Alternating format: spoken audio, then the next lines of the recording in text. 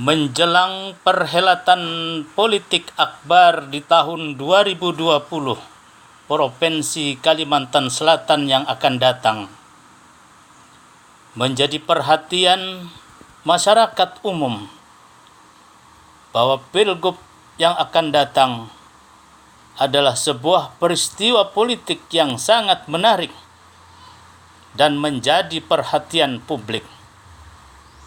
Inilah pemilihan Gubernur Kalimantan Selatan yang di dalam sejarah di mana muncul calon wakil gubernur yang sangat banyak.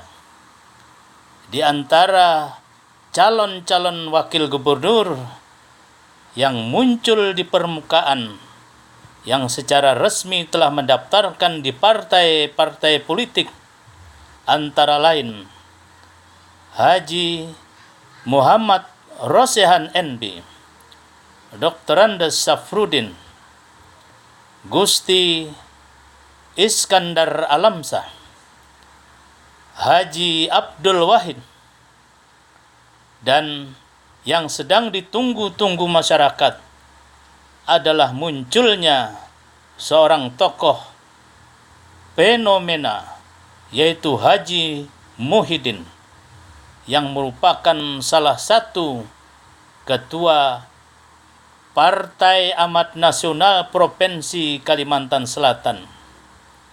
Munculnya nama Haji Muhyiddin menjadi perhatian publik di Provinsi Kalimantan Selatan karena Haji Muhyiddin adalah salah satu calon yang pada Pilgub 2015 yang lalu berhadapan dengan pasangan Birin Rudi dengan selisih suara yang sangat tipis, yaitu kurang lebih 1%.